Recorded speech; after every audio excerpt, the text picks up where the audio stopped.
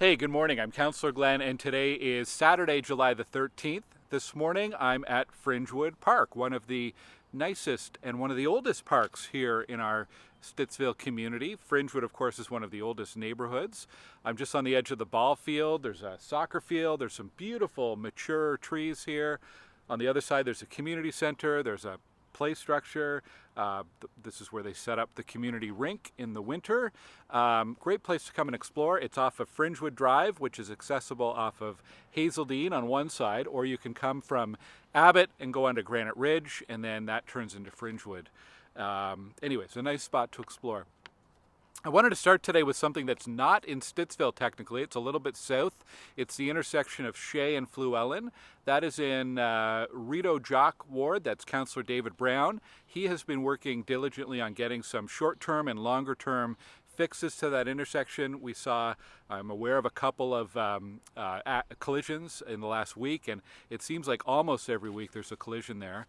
That road is being repaved, Flewellyn Road rather, is being repaved starting July 22nd, and as soon as that's done, they're going to be installing some additional safety measures like flashing beacons to slow vehicles down, and a better awareness that it's a two-way stop and not a four-way stop. So I've shared some information about that today on my website, glengower.ca.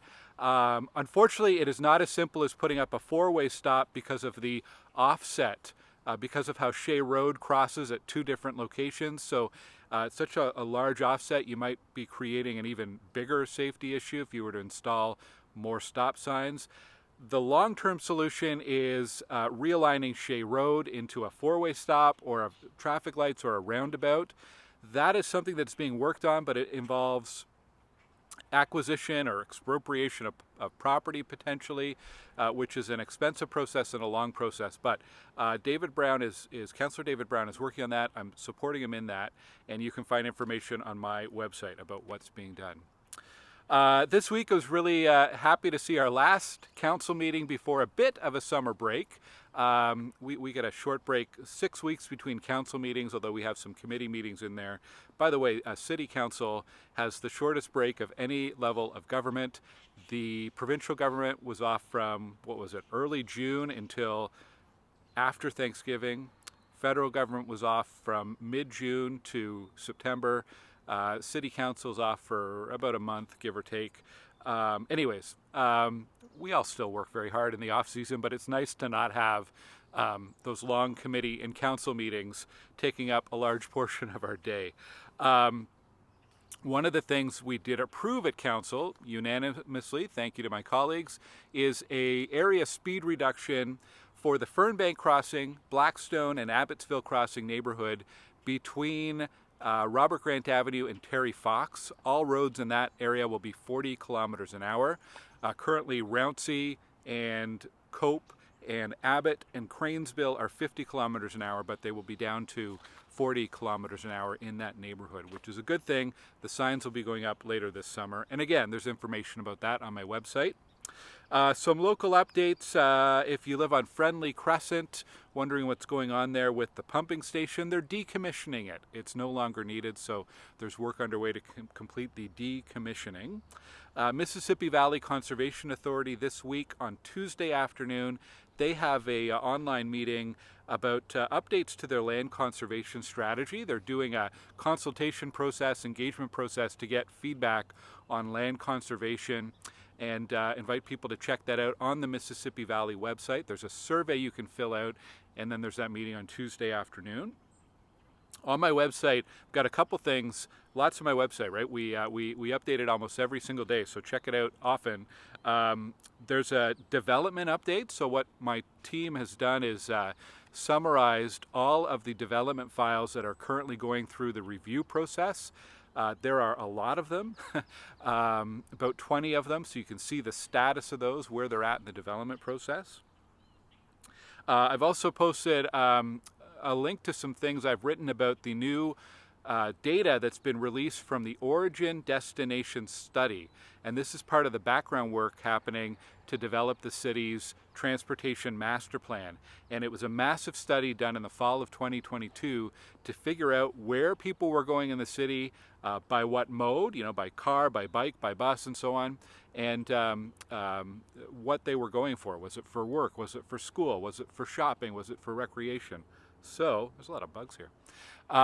Anyways, that information's on my website. A lot of data and a lot of charts if you are interested.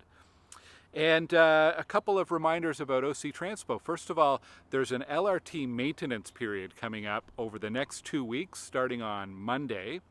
And it means the western portion of LRT is going to be closed for 2 weeks from Tunney's to U of Ottawa. The train's going to continue to run between U of Ottawa and the East End, so there'll be some replacement buses to move people from Tunney's into downtown and back and forth. A lot of the work involves work in the tunnels, and that's why they have to close that temporarily. And on octranspo.com, if you go to go to octranspo.com, they've now published the schedules for the new route network that's going to be launching later this year.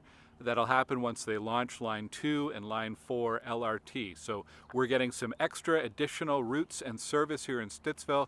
So the new schedules are up now if you wanted to go and explore that. Some events, upcoming events. Today, there is a craft and vendor market on Stittsville Main Street, just a little bit north of Abbott Street, 10 a.m. to 3 p.m. Tomorrow, there's the weekly market at the barn. That's on Sunday from 9 to 1, and there is a Christmas in July theme. Tim Hortons Camp Day is this Wednesday, a really big fundraiser for Tim Hortons, and I'll be working the drive-thru, I think, at the Main Street Tim Hortons on Wednesday morning for a bit of it. West Side Pride is a big event coming up on July 27th, and we have a grand opening of Silas Bradley Park on July 28th. You can find more information about upcoming events in our community at glengower.ca/events. A big thank you for watching and staying up to date. By the way, we have over 500 subscribers now to our YouTube channel, which is absolutely amazing. Subscribe to it because you'll get an update on YouTube whenever I post something new, and whether it's these weekly videos or other information for the community. So thank you to everybody for subscribing, and thanks to everyone who watches on a weekly basis and staying up to date with what's happening in our community. All right, take care. Have a great weekend. See you next week. Bye.